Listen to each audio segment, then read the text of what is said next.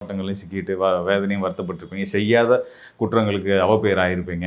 இதெல்லாம் நீங்கி நீங்கள் நான் செஞ்சது சரிதான் அப்படின்னு எல்லாரும் உங்களை புரிஞ்சு உங்களுக்கான மதிப்புகளை திரும்ப கொடுக்கக்கூடிய காலமாக சனியுடைய பயிற்சி காலம் அமைய போகுது.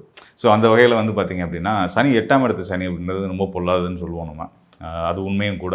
ஏன்னு கேட்டிங்கன்னா 8ஆம் இடம்ன்றது வந்து கர்மஸ்தானம், உச்சபட்சமான கர்ம பலன்களை கொடுக்கக்கூடிய ஸ்தானம். அங்கே கர்மக்காரன் சனியை வந்து உட்கார்றாரு அப்படின்போது வந்து சொல்லனா துயரங்களை வந்து நீங்கள் கடந்த காலங்களில் பார்த்துருப்பீங்க. கடன் சார்ந்த விஷயங்களாகட்டும், உறவு சார்ந்த விஷயங்களாகட்டும், எல்லா வகையிலையும் நண்பர்களிலையும் சரி நல்ல உங்களுக்கு நன்மை செய்யக்கூடிய நீங்கள் யாராருக்கெல்லாம் நன்மை அவங்களே உங்களுக்கு எதிரியாக பகையான கதையெல்லாம் கடந்த காலங்களில் நடந்திருக்கும். ஸோ அதெல்லாம் மாறி மறைஞ்சு நான் கடந்த 2 வருஷம் மட்டும் சொல்ல, அதுக்கு முன்னாடியுமே நான் சொல்கிறேன். இதுனா சனியோட 7லேருந்து 8லேருந்து வரிசையாக இப்படி தான் கடந்த 5, 6 வருஷமாக உங்களுக்கு போயிட்டு இருந்திருக்கும்.